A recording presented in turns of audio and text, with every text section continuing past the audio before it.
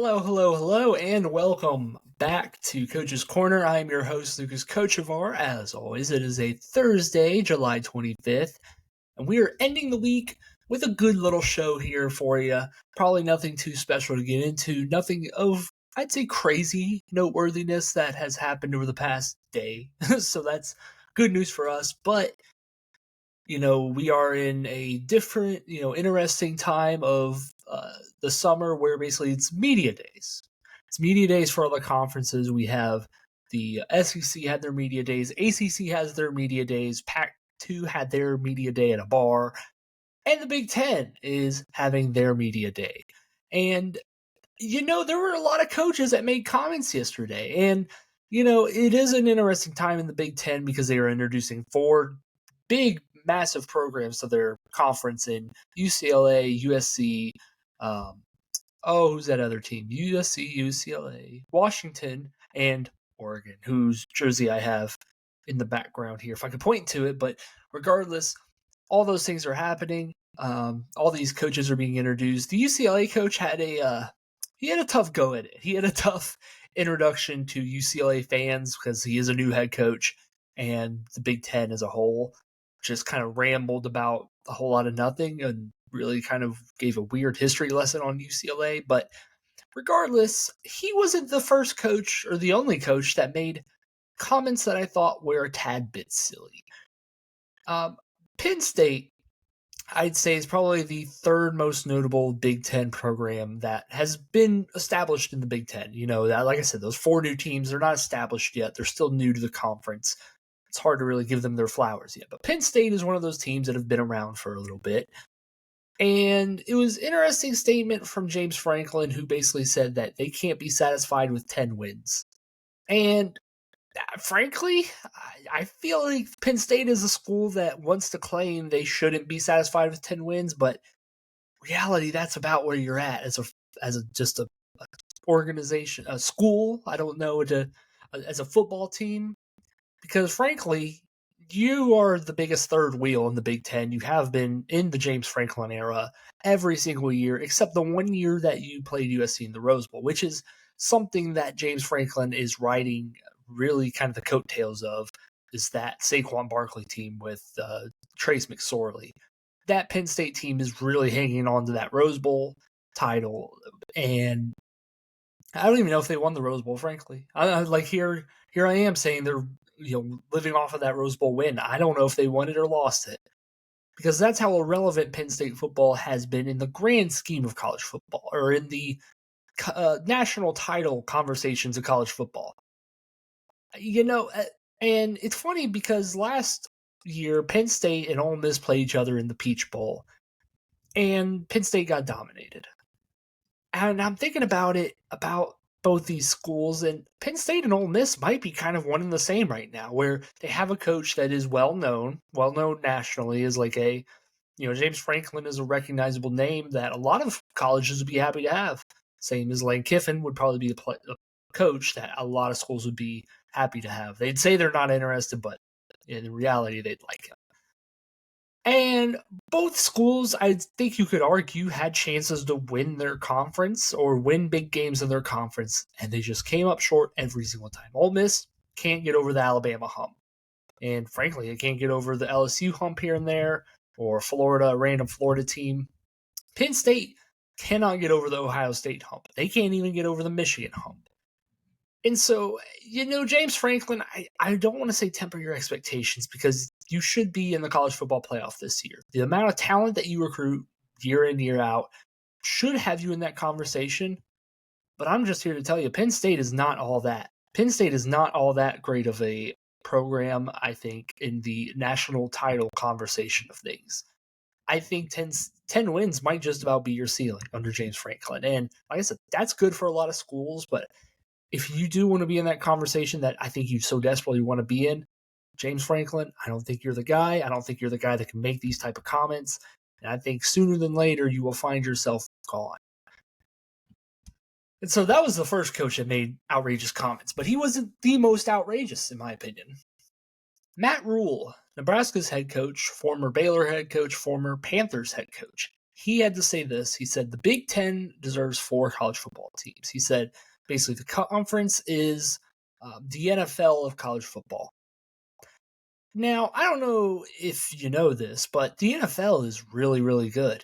And the NFL has a lot more than 2 teams that kind of run the conference or run the league as a whole. And, if this was the NFL, if the Big Ten was the NFL, Matt Rhule is not going to be at Nebraska much longer. He will be on the streets begging Baylor for his job back that he had when he made his name. The Big Ten is full of offenses that can hardly move past the 20-yard line, much less the 50-yard line. And they're full of schools that shouldn't really even be in the conversation for the playoff outside of Ohio State and Michigan. It's a conference that has lived off of those 2 teams. If Ohio State did not win that first national title, and if Michigan didn't win this last national title, I don't think the Big Ten would be nearly as highly regarded as it is this current day.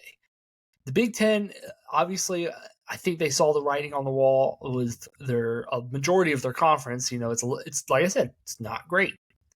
You have Ohio State, you have Michigan, and then you have maybe Penn State in those off years, maybe. And you have your 4th best team in the conference is Iowa. And we know what Iowa's offense was. We've talked about Iowa on this program before, how their offense is no better than probably a JV team in high school. And just Matt Rhule saying they deserve 4 college football teams is just a statement that, I understand it in today's college football. They're going to get 4 teams because it is going to be very hard, I feel like, for a committee to shun a team like Oregon, which really isn't even Big Ten. Michigan, Ohio State will probably be in that mix. But then, even if you think about the entire conference as a whole, who's that 4th team? UCLA is in a downturn right now. USC is, frankly, they're kind of on a shaky ground with Lincoln Riley at head coach, and Caleb Williams just left. Washington, their entire team was basically gutted from their national championship appearance last year. It's like you get to teams basically where it's like now it's you're going to hope Michigan State turns it around with Jonathan Smith. They have one, college football playoff appearance. Are you going to hope that, like I said, Iowa? Are you going to hope that Rutgers has turned the corner and finally gotten out of their bad era? It's just multiple schools that you look at and you're just like, I don't see 4 playoff teams here. When you look at the SEC, and you can probably list out 5 teams just that feel like pretty secure locks. I'll do it right now. Georgia, Texas, Alabama, Ole Miss, and Missouri. Those 5 teams alone, that's not even mentioning teams like Texas A&M, Tennessee, Oklahoma, those type of schools that probably will be in that mix. LSU, just him saying that they have 4 teams is just, I get it. You're trying to pump up your conference. You're trying to be like, hey, we're the cooler conference. We're the cool kids. But then I feel like you just go team for team, and you just realize very quickly that Big Ten is not all that. The Big Ten is really no better than I'd say the Big 12. Okay, maybe that's stretching it. Maybe I'm gonna be a little bit harsh, but you know what I mean? Where basically it is a conference that has been dragged by Ohio State and Michigan, and they, if you look at the foundation of the Big Ten, it is a little Michigan and a little Ohio State man holding up this giant house that wants to think that it's the big stuff, but it's not. It's just not. So those few comments from the fellas at Big Ten Media Days just got me a little bit worked up about like, hey, what are we doing here, guys? And speaking of worked up, the NBA did a thing where they got me mad. They basically kind of ended one of the greatest shows of all time. Now, I've been talking about the media rights deal. I think I don't know if I mentioned that TNT matched the media rights that Amazon had. They're hoping that the NBA would choose them. And the NBA did not. The NBA went with Amazon in, frankly, a deal that sucks. It's a deal that sucks for everyone. And I know there's a large contingent of people that are like, hey, we don't they don't even watch basketball on Inside the NBA. Now, I'm sorry, but if you ever watch those guys, are you watching for astute basketball analysis? Or do you watch ESPN for astute basketball analysis? Because they're your only other option at this point is it's TNT or ESPN. Do you watch ESPN intently and be like, this is really good NBA coverage? No, because it's just not a thing. Because NBA media as a whole is living in the podcast game. Quality NBA media members run podcasts that really do a great job of breaking down the game. Those podcasts aren't great at, being introduced as studio television shows. And Inside the NBA is that one exception where they've been doing it for so long and we've taken it for granted, but they have that blend of comedy. Basically, it's if you look at the pie chart for what NBA on TNT does, it's 75% comedy, then it's like 15% Shaq laughing and Chuck going off about something, and then the rest is the little basketball analysis you get. So like the show as a whole is not built on its NBA like basketball analysis, and I don't know if anyone kind of cares about that much because, like I said, when you go to consume good basketball media, you're going to a podcast, a basketball YouTuber, like you're going to those areas, not pregame, postgame, halftime shows. Those are, I think, you get those moments of entertainment where we've seen inside the NBA do it at a level that is just Hall of Fame worthy, which that's what they are. But the NBA and Adam Silver decided to go with Amazon.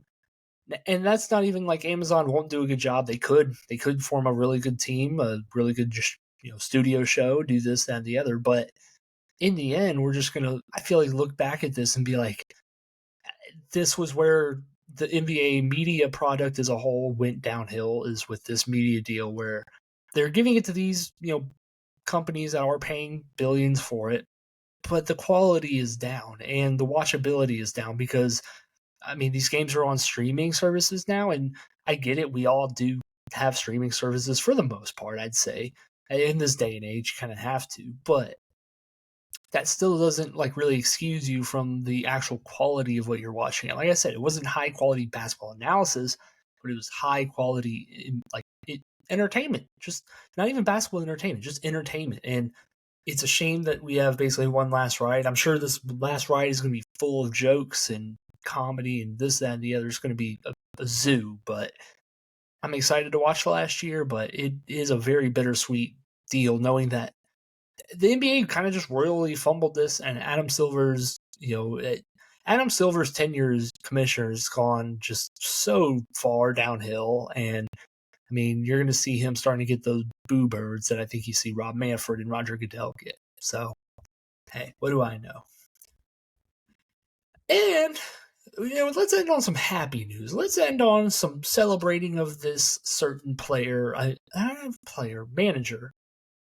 Alex Cora, Red Sox manager, got an extension. And it's a cool extension because, Alex Cora, of course, had the cheating scandal type of thing where he just kind of took a year off. He was suspended, fired, whatever you want to say.